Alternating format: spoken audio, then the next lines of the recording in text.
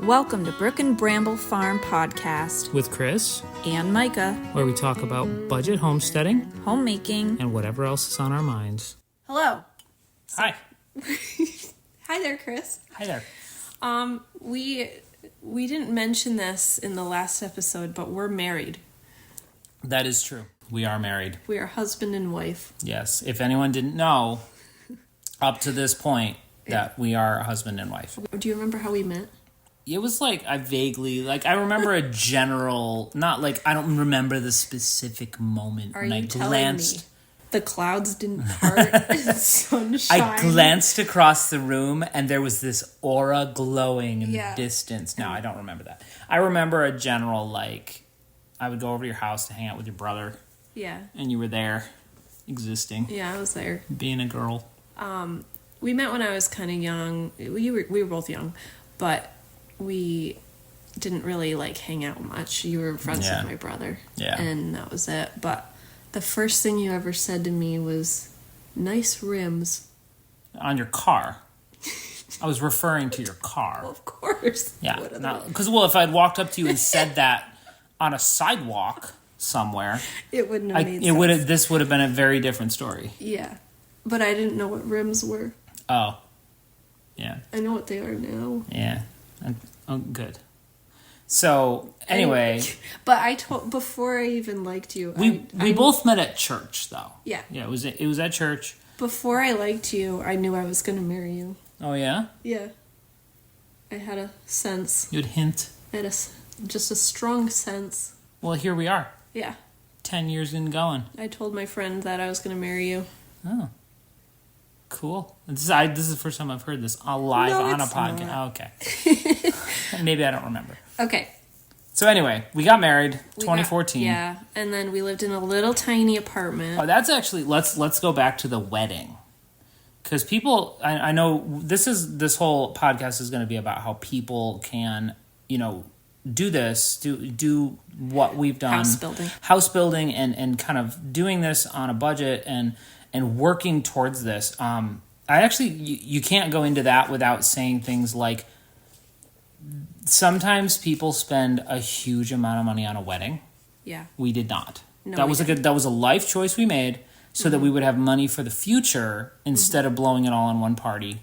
And that actually helped us, later in life, because we weren't in debt for 5 years to pay off a wedding. Yeah. It was super low key. We actually had our friends make soup. Yeah, it was potluck, sort of. I mean, we paid for the soup. But we did pay them. We didn't, but it wasn't like we paid a caterer and we paid, Micah's, your dress was secondhand, I think. Oh, no, it was from Etsy, but it was $75. Yeah, it was super cheap. And just very, very, low key. We had white pumpkins. Yeah. It doesn't have anything to do with budgets. No, but we did all of our own wedding planning. We had a friend of ours make the cake. Nothing super extravagant. I mean, I think our runners on the tables were canvas drop cloth or something. And looking back, I feel like we could have even done less. Yeah, we probably could have. But it was nice. We were young. We were so naive. We were young. We were young. But I was thinking back to our last one, too, and I said something like, when I was that age, I'm not really that old. I'm 34.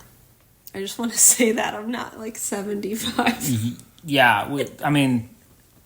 For anyone out there who's listening, that all four of you... and you're 38, right? I'm 38, okay. Yeah, we're not in our 50s or anything, but... Youngins. But I think there actually is something to be said about our age having something to do with all of this, budget, building a house and stuff, because 10 years has gone by since we were married. Right. We've had 10 years to be collecting things that we like, figuring out what we like. And 10 years to get frustrated that we thought the future is never going to happen. Yeah. But I mean, I see so many younger people despairing of ever having anything nice. Right, and they're 21. You can start then, start now, finding out what you like. We're also not advocating being a pack rat. No, replacement decorating. I Yes. always call it replacement decorating. Find something in your house that just annoys you because it's so ugly and just keep it on your radar. Like, I need a new chair. I need a new armchair in my living room because I hate my big, brown, dingy, lazy boy, whatever. And keep your eyes out. And if it's on your radar, I found, the one we have upstairs in the nook. We have a nice little wingback velvet green chair. It's super cute. I found it on the side of the road. And it didn't have mice living in it or anything. It was a major bonus without the mice. Yeah, there was a couple spiders. That's all right. We can deal with spiders. But, replace your stuff slowly. Yeah. Am I making sense? Yeah, and I think, for people who look at what we've got now and despair that they will never have their dream house, even if their dream house is a modest home or whatever, if you're 21 or 20 or 19 and you look at some Instagram page or some Facebook page or whatever, and you see something that you're like, oh, I would love to have that someday. Well, the reality is, if it's a realistic goal, you may. And if you started working towards that at 19 or 20, by the time you're our age, you could probably have some semblance of that. So even if, I know not everyone will ever have the means to build a house or even maybe buy a house, but even if you're in an ugly house, you can do cute stuff to it that'll make a difference. Yeah. And you can fill it with really cute stuff. Yeah, I think for that you need to look to like Europe, where you've got people that live in these amazingly cute, quaint little, lofts that they're renting. Like tiny spaces because they're in big cities, big central cities in Europe that are crowded. And, land is just above and beyond what any normal human can afford.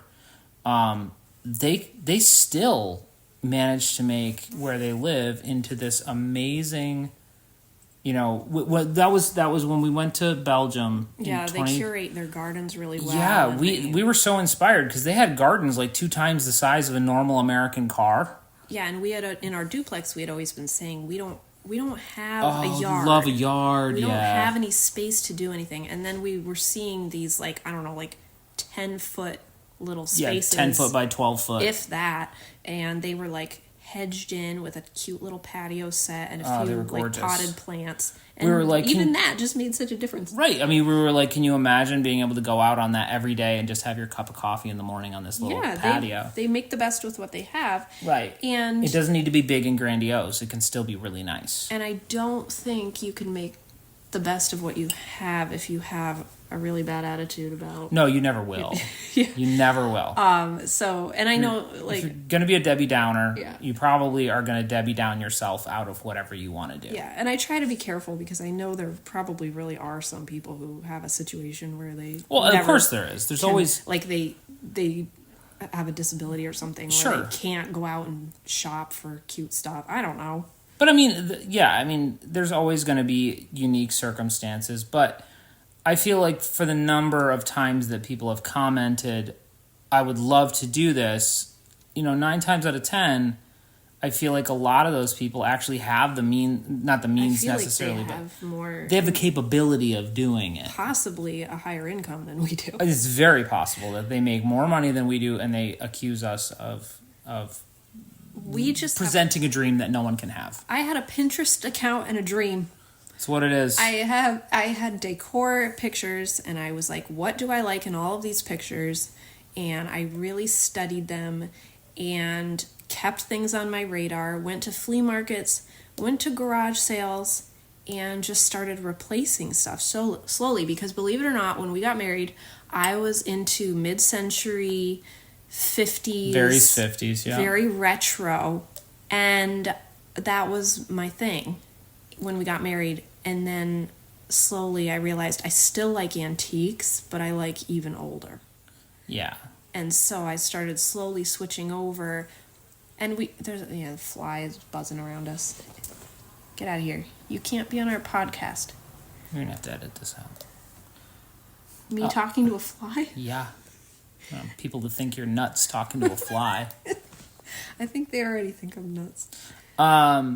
So that kind of leads me into like where we came from, right? Mm-hmm. We did not walk onto this earth owning all of this property, owning this house, having it already built for us. We spent years and years dreaming and hoping and praying that we would eventually be able to build a house of our own. Mm-hmm.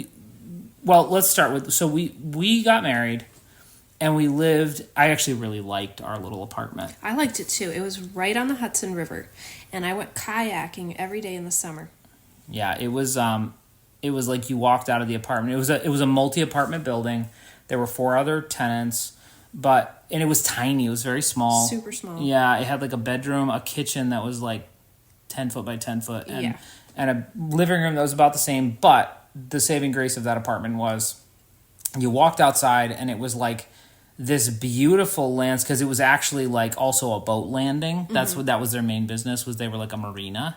Yeah. And so you had this like landscaped, beautiful marina, almost like a campground. It was kind of fun. It was super fun. And then they had like this little boardwalk that went down to the docks and stuff. Yeah. And it was really nice. But it was very, very tiny. And we always had this dream of like getting out of a town. We didn't want to have neighbors right next to us. We don't like people looking at us. We don't. Except online, I guess. Apparently. But when we're online, we can select what we show them. We can select. They don't just get to be voyeurs into our life at any time. Gunther show. Yeah. So anyway, we lived there for the better part of. Well, I had lived there for 3 years prior to us getting married. Then you moved in when we got married to this little apartment, and we saved our money, and we ended up finding a house in a little village in Washington County. Mm-hmm. It was not anyone's dream house. Oh my goodness. Actually, my first impression was, this is terrible. But of all the houses we had looked at, it was the most realistic for us. Yeah, we looked at some nice houses we wanted, but then we saw this one and we were like, this is extremely dumpy. I think we need to get this one. Yeah, and we'd actually looked at a house that I really liked, and we put in an offer on it. I'm glad we didn't get it because we actually couldn't have afforded it. No, it was too nice. It was too nice, too expensive. But, back then, you realistically could get a fixer-upper that was livable for a reasonable amount of money in 2016 when we bought that. Yeah. But we bought a house that was intentionally built, or intentionally so that we could afford to live there, that was a duplex. Yeah. And I think we had looked at another one as well, next to where your brother lives. Yeah. I remember joking with people at work that it came with a pet family. Yes. Yeah, and they actually stayed there after we bought it. They had been there 16 years. Yeah. When we bought it. Yeah, and so we bought this house in 2016 that was a duplex. It had no yard, it had nothing, but because of that choice, see, I think a lot of people want to claim they can't afford any house because it's not their dream house. But the payment on the house wasn't that much more than the apartment, right? No, it was about the same. And that's the thing, is nowadays with the price of an apartment, you could buy a house. And the rent income that we were getting paid for most of the mortgage. Which is really helpful because at the time we were not making much. No. We were struggling in some things, and so the rent income made it really viable for us to stay there. Yes, which was why we sprung for it, because it was just a good financial choice. Yeah, and it actually allowed us to build equity in the home, because people could look at that and be like, well, okay, but you spent your last penny on this home. The great thing about doing that, and I'm not like a financial advisor, and probably someone's financial advisor would say I was really stupid for saying this, but like, you've built the equity in the home, so when it comes time to get your dream home or to build a dream home or get something nicer, you have equity in the home that you've bought, so that you can then sell it and take that equity and put it towards something. Because really, I kind of see a purchase of a house, like even a dumpy house that you're working on, I see that as kind of like a savings account. Yeah, a little bit. The more you put into it, the more you'll get back out of it when you sell. You're more likely to get it back. Right. And so a lot of the stuff in that house is where we learned how to DIY some things. Yeah. That was our foray. I mean, I knew enough about some DIY stuff, but man, owning a house really, owning a house with no ability to just pay someone to do everything for you makes you into someone who can then feel comfortable DIYing a lot of things, doing a lot of stuff yourself, learning the skills.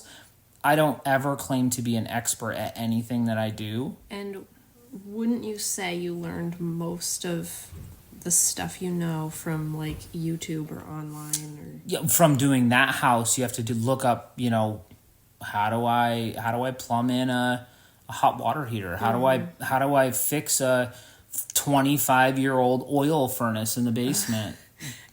Because that was fun. Stuff. Well, it was fun. Yeah. I mean, there were several times where our furnace died in like January, and I did not feel comfortable paying out the astronomical amount of money to have a local plumber come fix it. So, I obviously in a pinch, like if we had gone a day without heat, I would have probably just caved and paid someone to come fix it and get it running.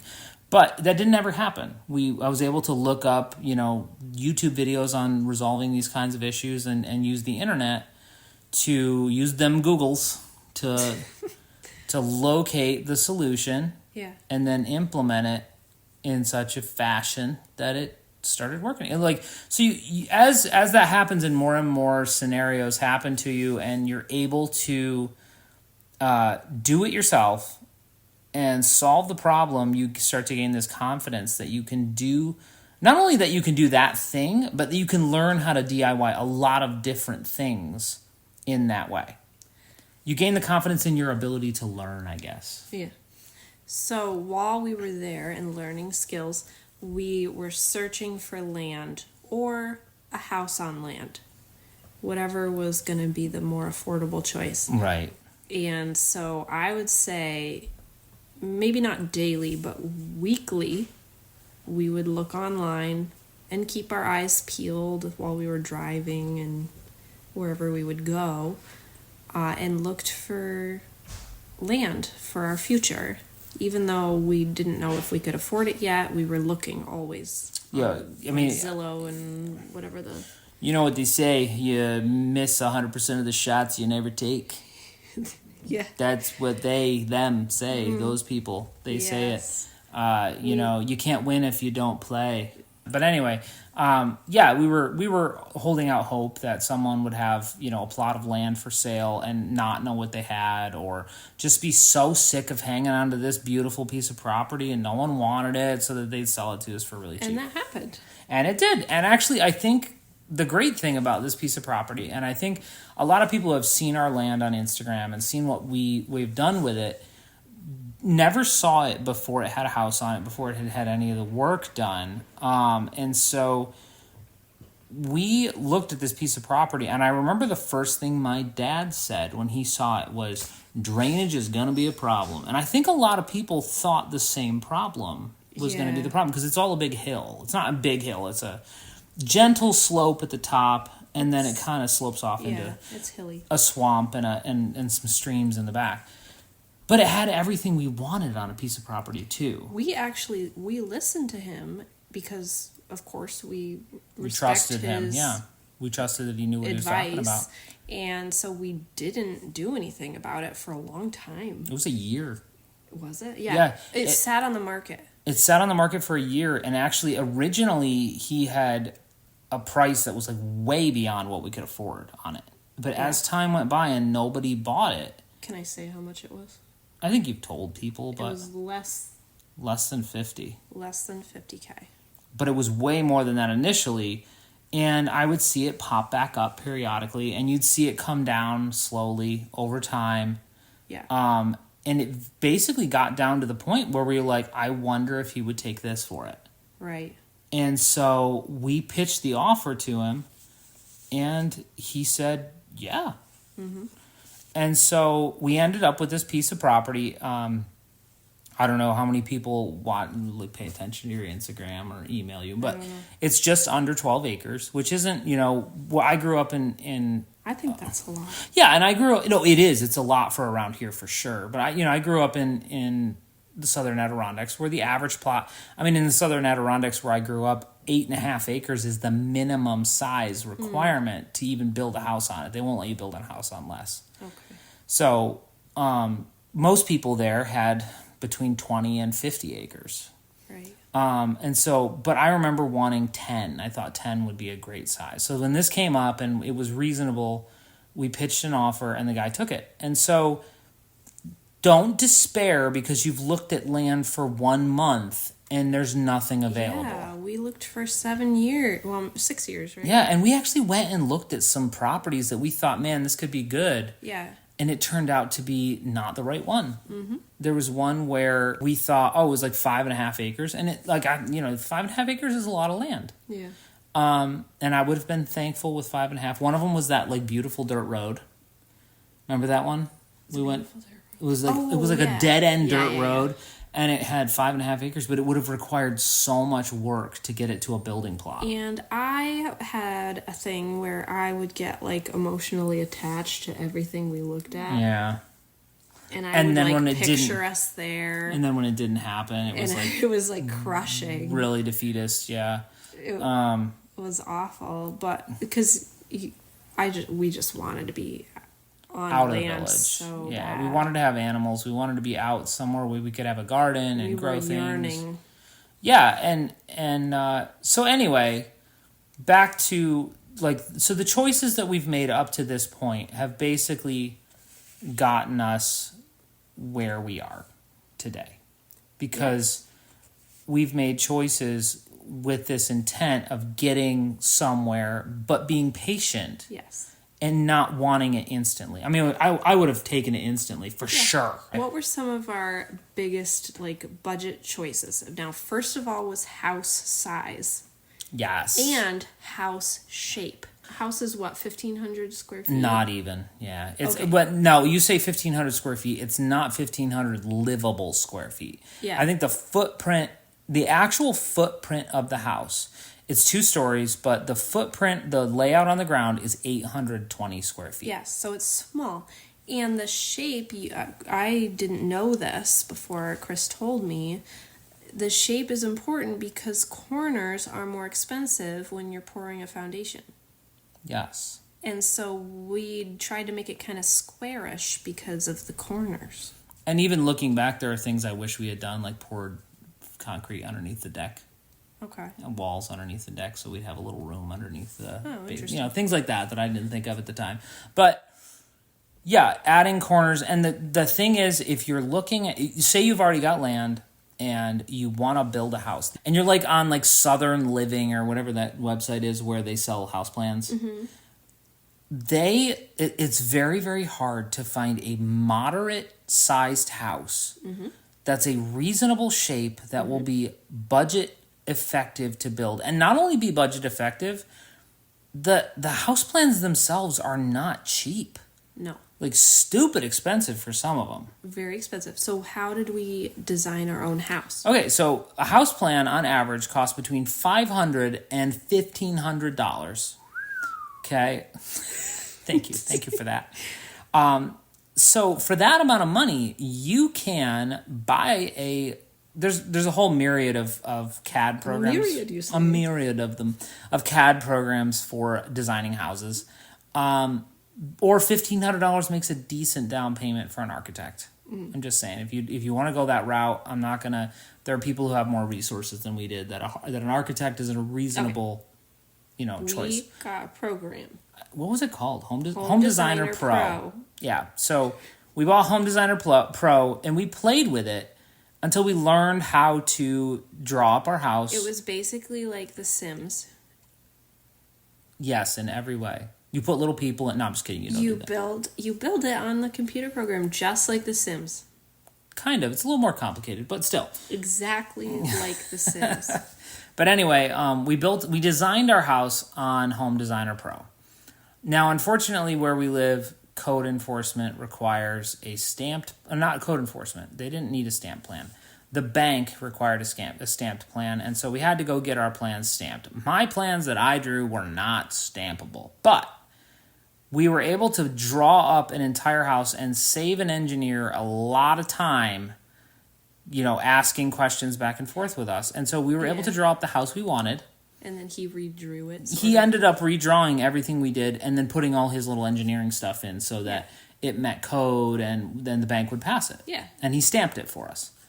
And so if you want to go that route, that's a very viable option. It's budget conscious. Mm-hmm. I will say going to a professional engineer versus an architect, I don't know, I didn't ever work with an architect, but from the prices I got from architects, a professional engineer made sense if you drew your plans yourself. Because he'll just do what you want and stamp the plans. Mm-hmm. He'll make it come up to code, and then, An architect is probably going to send back a lot of changes that they personally would do. Mm-hmm. You're getting too into the minutia. I am minutiaizing. Yeah.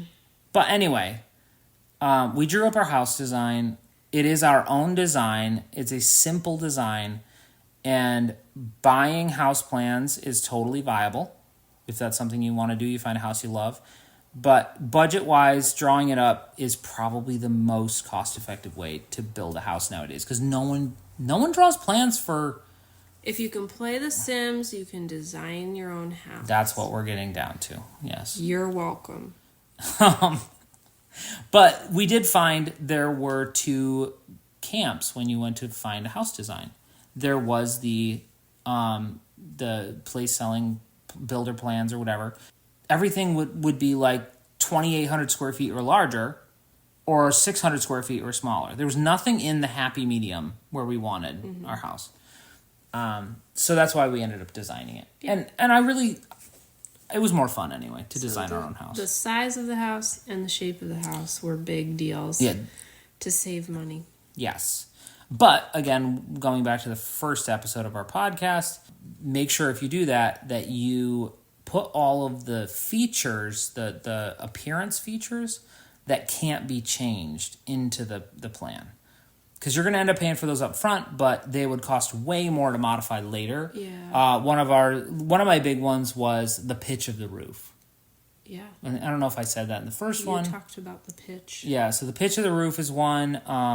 The room layout. Like, yes, you can knock down walls. You can do all kinds of stuff to modify it afterwards. But generally get your room layout about where you want it, because otherwise you're going to spend a lot of time and money moving walls or putting doors in or things like that.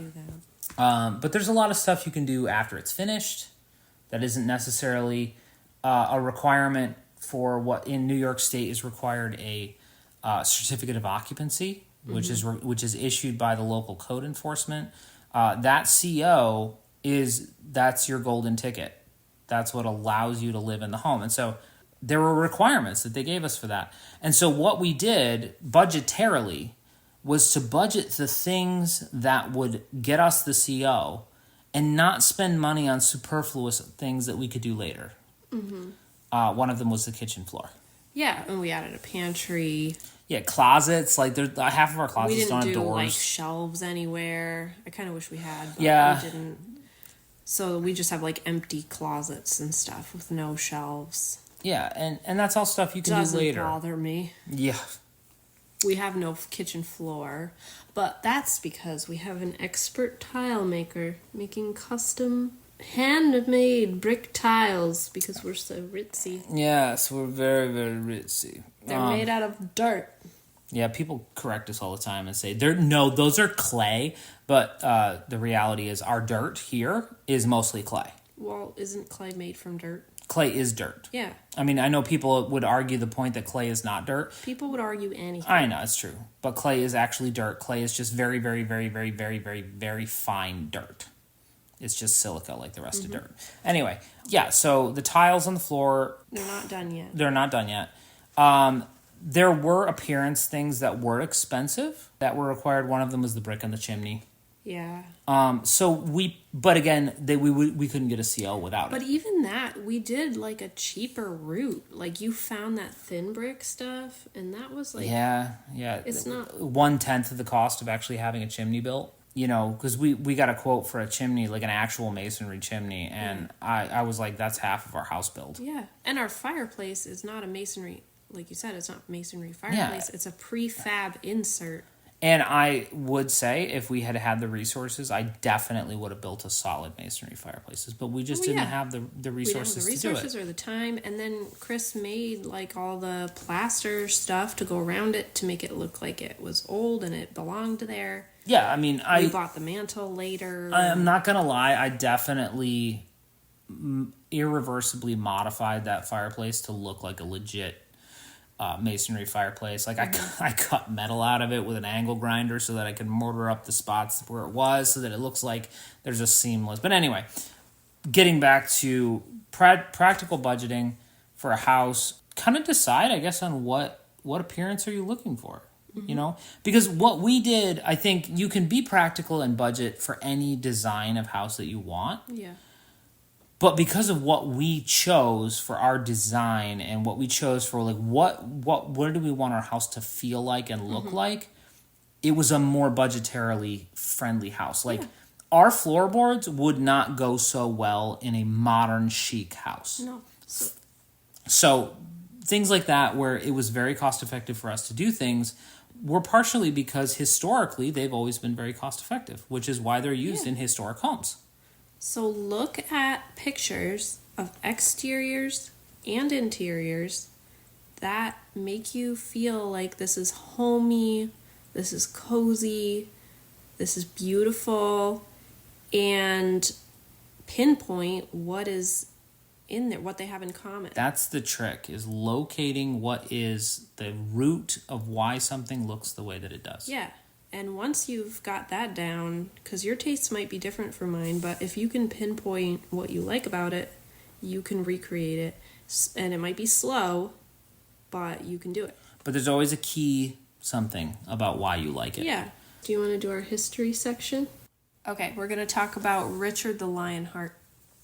What do you know about him? Wait, don't you need to introduce what this is? No, it's history time with Chris and Micah. It's very brief. Okay. So Richard the Lionheart was not a good guy. He And he's often portrayed in, how do you popular... go around being not a good guy and having the nerve to call yourself lion-hearted? Because he was a self-centered... Like, he shows up in the Holy Land on the Crusade, and, there had been people that were already there, crusaders that were already there, and he marched in like he owned the place and like he was there as their savior. But he just was a pompous, arrogant... First of all... Him and his brothers tried to overthrow his dad. There was a civil war between them trying to overthrow his dad.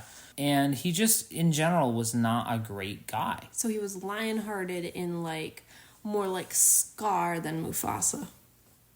Yeah, I don't think he was... I don't know. If you had to, pick an alignment for him, I'd say he was, chaotic neutral. So, how a lion will attack a weak zebra. I think... We're getting way into this Lionheart. Pretty sure the Lionheart... Who picked his name? I'm sure he picked his own name. Okay. I'm sure that the scribe was like, is it okay with you if I call you Lionheart? And he was like, yeah, that's pretty good. Use that. That's fine. Yeah. I'm going to... Yeah. I'm going to call myself Micah the Golden-Hearted. Right. Micah the Pretty Head. But when you read about his life, he was not... Micah the Talented Baker. Actually, it's very hard to find a medieval king who had no flaws. They were almost... Can you find anyone with no flaws? I think if you go back far enough to you can find someone with no flaws. Not no flaws. Yeah, Jesus. Okay. But other than that, you're gonna get into people that were generally good. They generally had the best interests of their people at heart. Very few, very, very few medieval kings. Richie was no good. Richard the Lionheart and his brothers. Well, I mean, his brother John. John was just as bad as he was. It's just that Richard won, so Richard wrote the history on it. When I think of Richard the Lionhearted, I think it's just Richard the Lionheart. I think of Robin Hood. Was Right. that the guy from? Yeah. And he was actually a lion. Well, in the cartoon, Yeah. he was. I know he's not actually. I'm glad that you're getting your history from Disney, though. But anyway, okay, so he was with Robin Hood. yeah. So his mother was Eleanor of Aquitaine. His mother was a hamster. Yes, and so she had her own foibles with her husband, and she was the sister to the King of France. And anyway, all that to say, he basically was not a good guy. Yeah. And he managed to somehow survive as long as he did. Yeah. Only to be killed by a peasant. All right. We have to wrap it up. Any parting words? We'll probably talk about our house more next time or another time. Some other topic, maybe next time. We've kind of hashed our house out as far as it goes. House schmouse. Yeah, I think we need to talk about not being afraid to DIY at some point. So. All right. Well, thank you for joining us, and we'll see you next time.